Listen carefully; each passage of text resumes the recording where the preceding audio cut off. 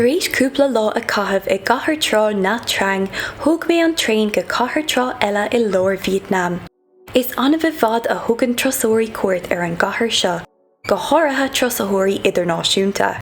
Seo é Quy Nhon.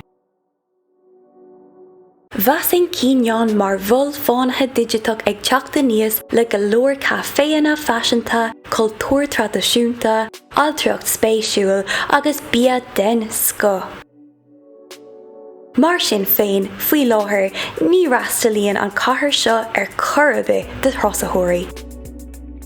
Cén fearr thug mé cuairt uirthi?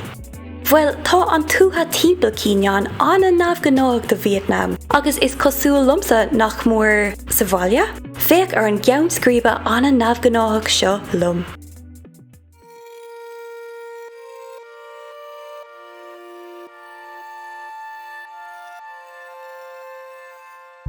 So seo é Quy Nhon, tá sé sa múl, tá sé anna á túil, fécinn sé go híomhing, tá páirceanna den sco an seo, tá an trá anna dheas ar fad, tá promenade nó boulevard olmhór ar siúil an seo I lár na chathairach. Tá mé an seo le nach mór lá inis, agus níl sé figured out a gom a hile, níl is a gom cá bhfuil an lár, cá bhfuil an chud is módas na daoine, níl is tóca saoil na chathairach, feicithe gom go fóil.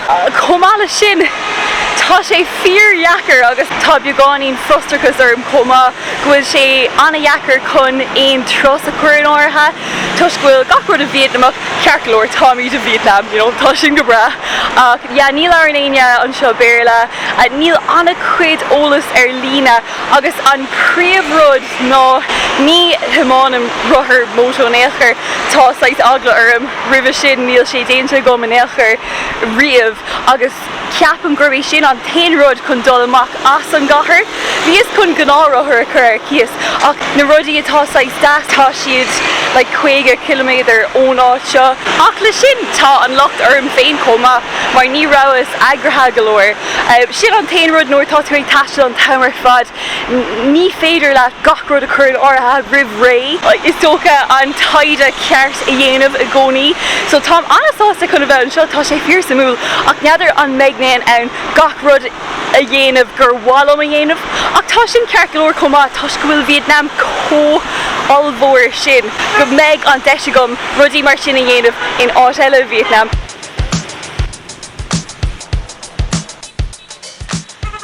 Ceart go leor, ceapam gurb é seo príomh cearn óg na chathairach seo, tá sé olmhór, agus tá an cumanachas go díreach go feiceáil an seo. Tá is gom gur tír cumanach I Vítneam, ach tá sé really ide aig an seo.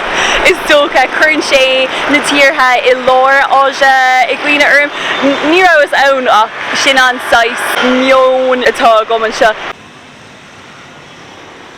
So an rud atá fíor himúil faoi Quy Nhon ná nach bhfuil béarla leabhartha in méachar, ní acha mé aine atá ón iarthar nó aine nach bhfuil Vítneamach ceapam in san áit seo in méachar. So tá mé I míl in éigeantanéis, tá anna chuid bíon na mara timp na háite an seo, tuis bhfuil míad in acha leis an bhraige is tócha, ach níl mé ró gafa leis, níl is a gom cadatá ar an bíoclár agus mar sin bhálam roimh saimplí, tá mé ag fáil rís, tá aithne go mar cam sin rís sa Vietnamese, agus tá aithne go mar cúpla focladis, tá mé ag fáil rís fracáis.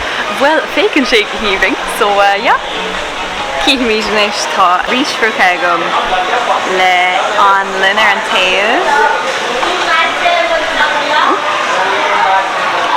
Tá sé crunchy. Go bra, saimplí go leor. Tá mé in áit sa chathair inis a bhfuil a bhfad níos ciúna, anna tradiisiúnta, tá sé go híomhing, tá na tailig ar fad ag siamha ag éthe beagáinín, tá an saoil amach ar na sráideanna an seo Vítneam, agus tá sé seo cósaléir san áit seo.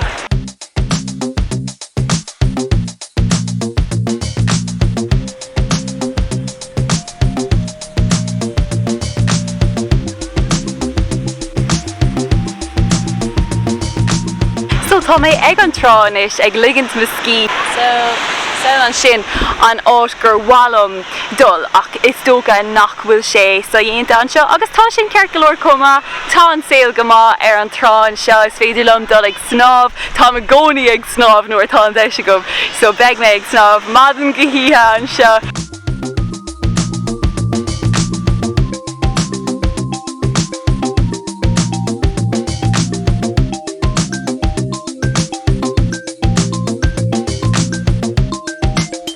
Ceart go leor fáilte arás ag cátaláid agus mé féin ag iarraigh rud a dhéanamh an seo i Quy Nhon. So in nuamh chuig mé go gá sais ifig de turasóireachta nó mar sinnde agus dúirt duine bháin ag an céad ceann go bhfuil sé sa seach séasúirnis so ní léon rud ar siúil agus an dara ceann chuig mé ann agus ní raibh aon rud ann.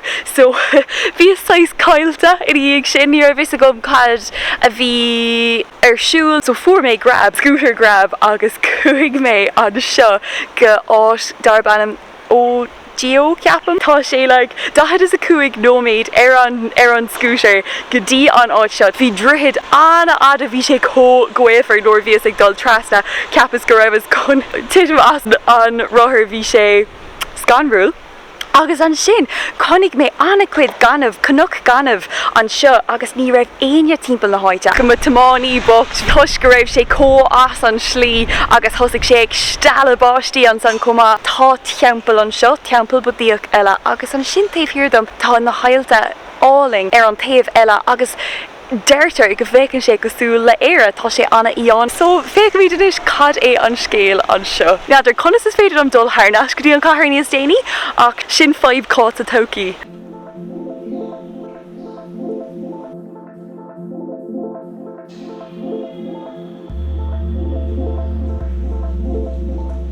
Tá an teampall seo có-íomhainn agus níl aine eile an seo.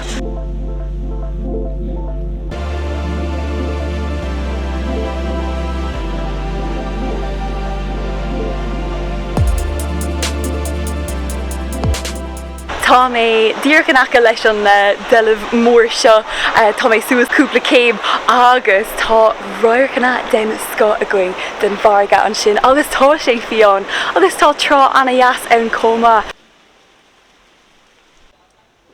Ceart go leor tá mé siganis agus tá sé goéifar tá price $22,000 ar an ticéad sin níos lú ná euro sin thart ar $25,000 ceapam tá sé có-as leis an airgid ag anna séir ar fad. Oh wow! Yeah! Féicann sé cosúla Éire cínta féicar seo.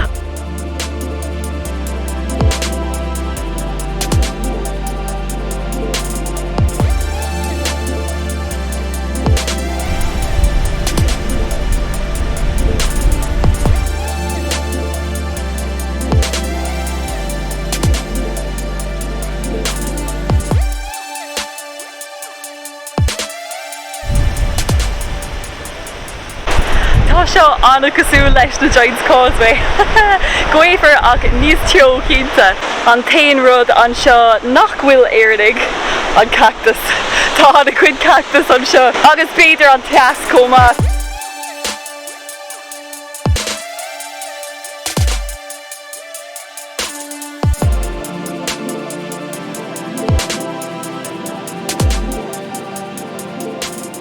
Tá seo den sco. Ní féidir lom chuid dúnt go bhfuil am a Vítneam inis. Dá íochfá airgid dom ní déirthing riamh gur bé seo Vítneam. Cad é an scéal? Ní léon taxi le fáil, so tá mé ag fáil siab arás go dtí an chathair.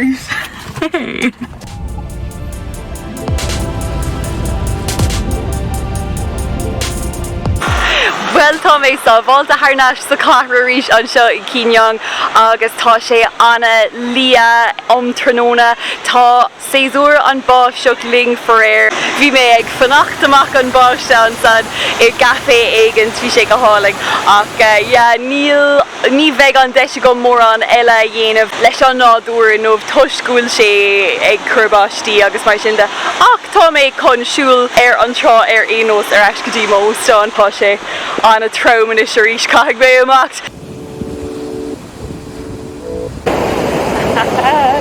Díreach cosúil le éireann. Yeah, tá seo go híoming. Tá sé ag sealabháistíanais.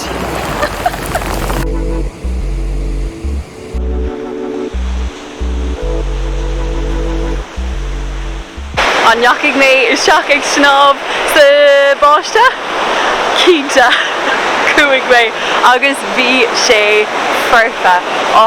Is bralóm an isce caithh mé rá go hálaigh ar fad. Lá eile achtra eile an seo I Quy Nhon. In nómh cuaigh mé an seo goodbye zep ceapam an tána atá agus deirtear go bhfuil sé counttas na trána agus na sráidbhailte is glóte is íoming an gcósta an seo I Vítneam fad. So dar nóig tá sé ag sealabháistí arís an nómh. Achtra eile mar dúirt mé mar thosaigh mé ar maidin ag dul go dtí an stáisiún bus.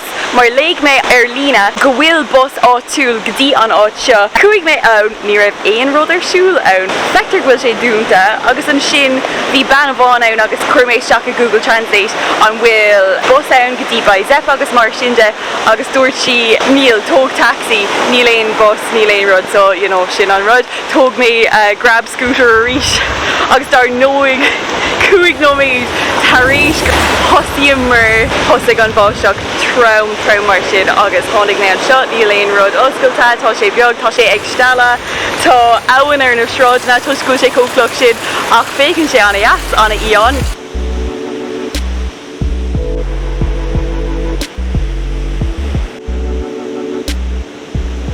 Tírdheachta an seo iad na bád íoscaireachta tradiisiúnta an seo Vítneam déantar íoscaireachta an seo gach lá d'éirthing ach níl aine eile an seo faoi láthair. Sin an rud faoin 6 uair is tóca.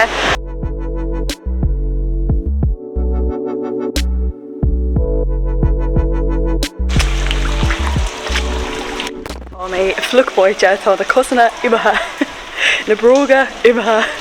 Daimsigh mé trá eile ar an daobh eile agus ceapan go bhfuil an íoscaireacht fós ar siúl tá bád amach ar nos.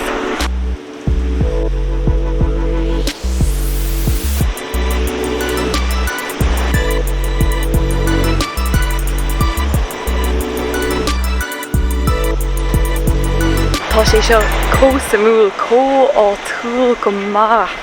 Agus léigh mé sin ar lína chomh go bhfuil sé fiú níos áitiúla ná in Quy Nhon, just na daoine áitiúla ag marachtáil a saoil.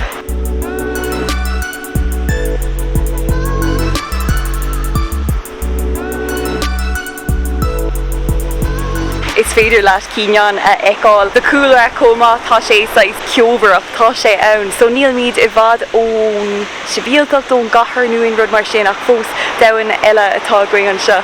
Is dódlam go bhfuil siad ag buinte úsáide as na bád ceirclach sin chun airí a thuirt amach go dtí na bád níos mó sin agus tá siad ag lódáil na hairí isteach agus an sin ag teach thar go dtí an mórthír arís. Tá na sléite an seo go híoming nuair bhíos ag timán sios an seo ar an grab scooter.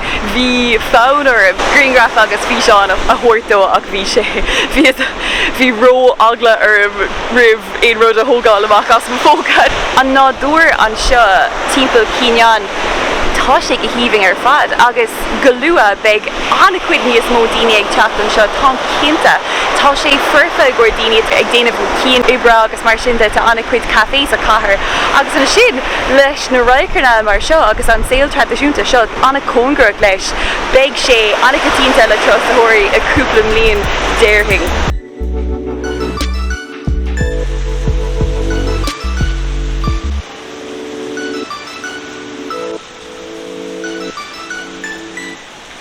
Thosaigh sé ag sealabháistí go han-traim arís agus níl aon de se gomsúil timpeall le tá sé róghana in éalchar.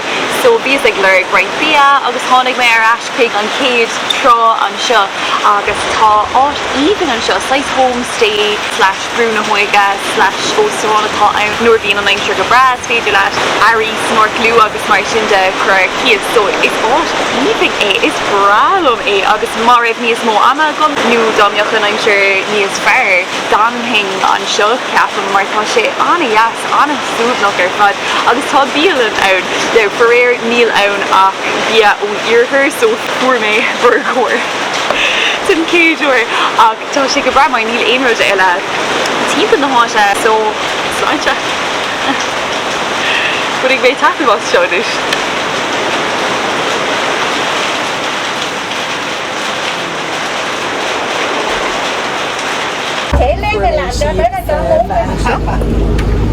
Had a chathair an scéal tá sé dé dul a droch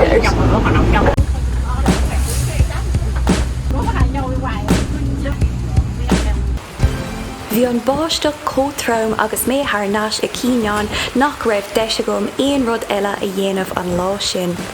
Well ga céine tá mé arás sa stáisiún tréineach inis agus an nuamh tá méid ag fáil tréin go Dan So cad é an scéal le háisna beidir nach bhfuil daoine ag tuairt cuairta ar Vietnam. Quy Nhon níl an cuid is mó ann ach tá sé níos múla I mo thuaim se féin. Tá an saoil an fíorthail Vítneamach ar siúil an seo, feictar saoil tradiisiúnta, an tain rud ná déirhín mátá tuin ann ruthair mótóir mod beag sé níos fearr cínte mar tá gachrad sais as an gahar na raibh na áling agus mar sinnte agus tá sé 6 dachar chun bheith ag dul timp na háise gan Vietnamese. Níl é béarla in áire leirtha an sin ach tá hí atá sin le sin chomh agus sin cad a bhíos ag bhurg agus mé ag dul ag taistil áis na deisna cosúla seo atá beagán dúsláánach béidir ach tá sin samúdum agus inis arás ar an backpacker trailer éis cí mé céad le sibh. Slán.